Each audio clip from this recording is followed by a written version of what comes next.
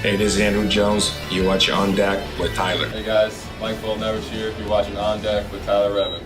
Hi, this is Phil Necro. You're watching On Deck with Tyler Redmond. This is Mark the Banks. I'm on deck. Tyler Redmond.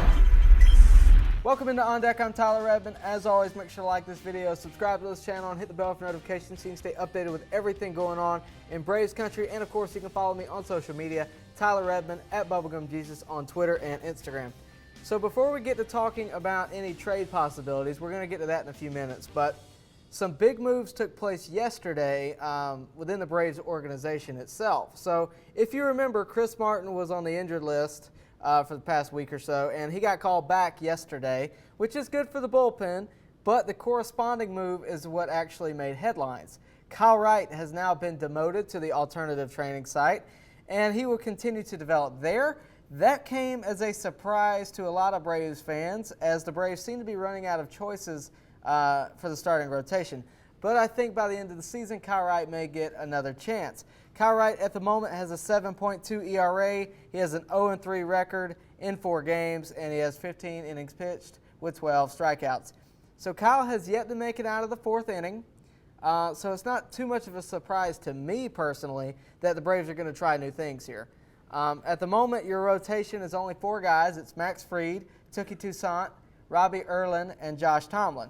The Braves are looking to add some starting pitching at the trade deadline, no doubt about it. The deadline is the 26th this month, which is only 5 days away. Max Fried takes the mound tonight, and it looks like by the time the rotation has one more cycle, the Braves are going to have an opening there. That could mean a few things. That could mean the Braves are going to get someone over the next couple of days, and it could also mean that Ian Anderson's first start is sooner rather than later, or it could mean that we move to a 4-man rotation for the time being. But I do think that if the Braves cannot make something happen at the deadline, it is time for Ian Anderson. So what if they can find someone? There are a few options that I want to discuss today. If you missed my last video speaking on trade possibilities, it was speaking on Clevenger and Plesac from the Indians.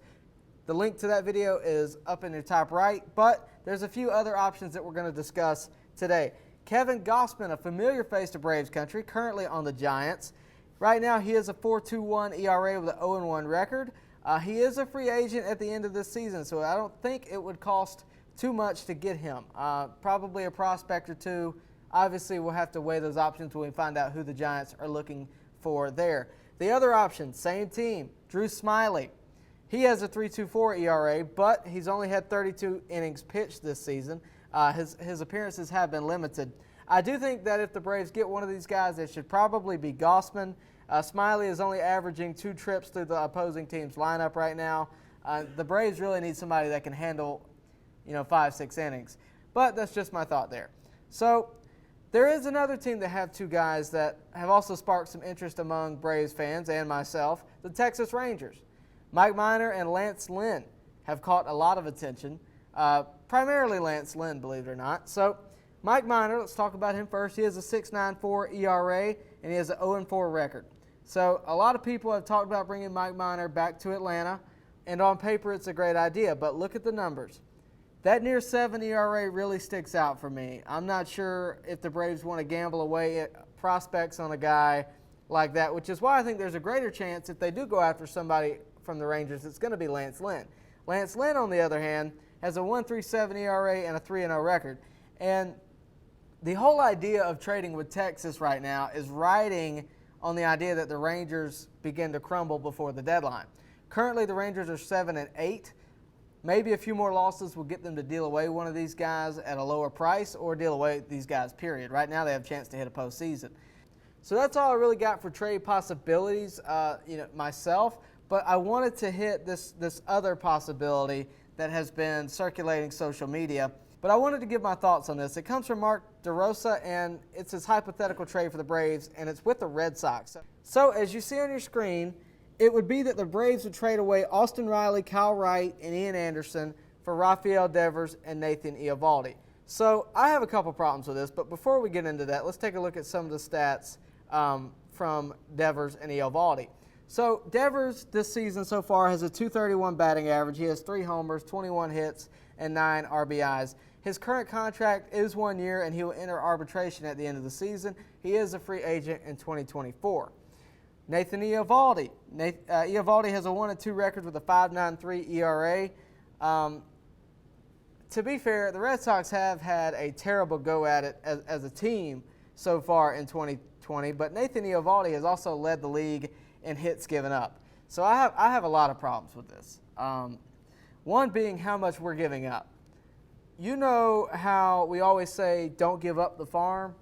This is literally giving up the farm. The Red Sox would win this trade hands down. I don't think you're giving enough. Those guys hold a lot of value. Just in potential, they hold a lot of value. Why sell out the farm for this year? Why give those guys away just for this year? Because in all fairness to a guy like Eovaldi and what he's done in his career, he is not the solution to the Braves' problem. And yes, this pitching staff has been unpredictable. It could use an old hand. It could use a veteran hand. I would rather let these kids come up and throw batting practice than give up that much for this year.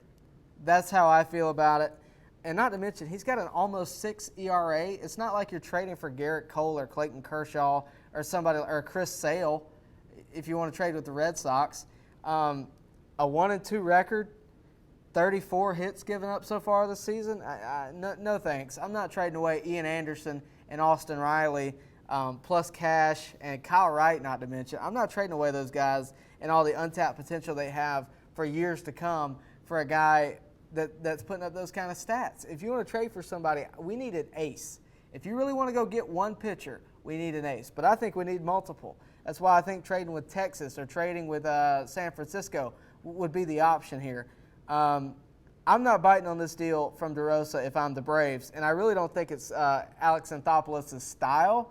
I could be wrong, but I think it's giving too much and not getting enough back. Now, it would be different if this was two solid pitchers, both having an ERA of somewhere between 3 and 4.